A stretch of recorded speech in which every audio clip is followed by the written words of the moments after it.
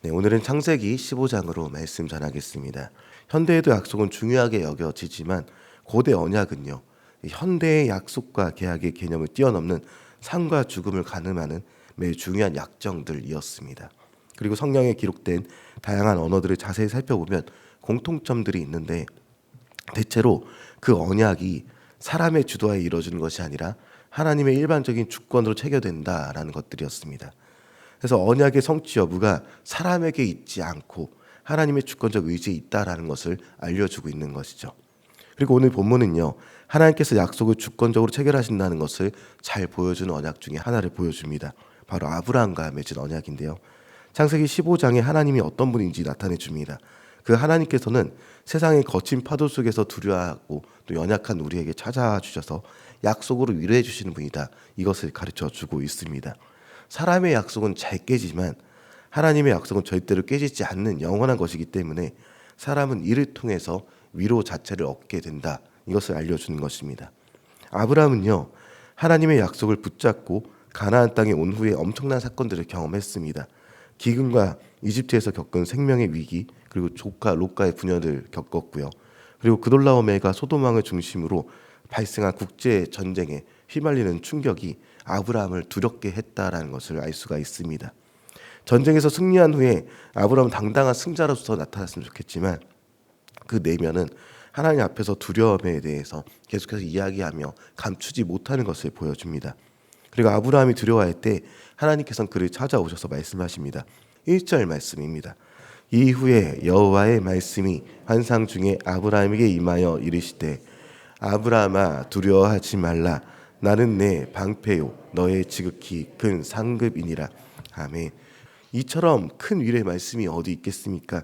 이 세상을 만드시고 질서를 만드신 창조주이신 하나님께서 두려워하는 한 사람에게 나타나셔서 신이 방패가 되어주신다라는 선언입니다.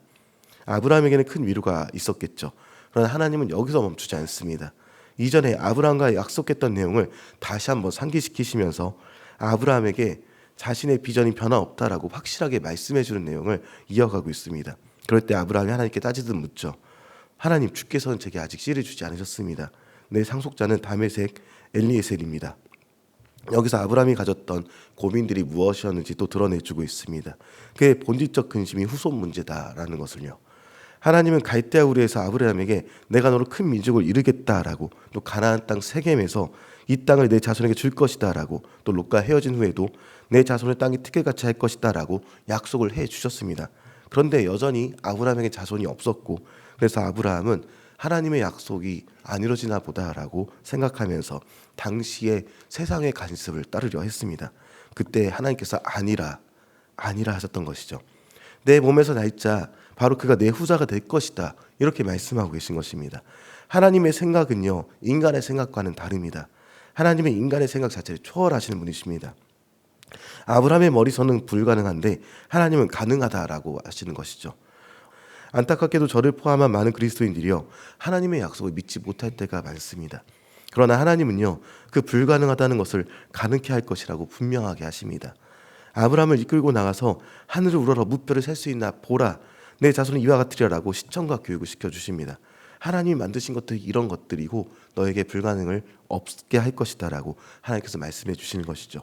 그리고 하나님은요, 그 계획은요, 절대로 그 약속이 불변하다라고 알려주십니다. 그 약속 인간의 상황에도 지배당하지 않을 뿐더러 초월해서 성취하는 것이죠. 그리고 나서 하나님은요, 약속의 증거가 이것이다라고 보여주시는데요, 이 약속이 중요합니다. 고대 근동의 언약 체결 방법을 따른 언약 의식이었던 것인데, 하나님은 암수와 암염수와 수양의 중간에 쪼개어 마주대어 놓으라, 이렇게 말씀하십니다. 이제 고대 근동의 이 언약 체결 의식이 갖는 의미가 있는데요, 언약을 맺는 당사자가 언약의 내용 자체를 파괴할 경우 동물이 쪼개진 것처럼 나도 그렇게 될 것이다라는 저주의 의미를 갖고 있습니다. 근데 놀라운 것이 뭐냐면 15장 17절의 내용입니다. 해가 져서 어두울 때 연기나는 화로가 보이며 타는 횃불이 쪼갠 고기 사이로 지나더라. 아멘. 본문은요, 타는 횃불이 쪼갠 고기 사이로 지나더라 라고 말합니다. 이 타는 횃불은요, 하나님의 임재를 상징하기 때문에 하나님 자신이 이 쪼개진 동물 사이로 지나간 것이죠.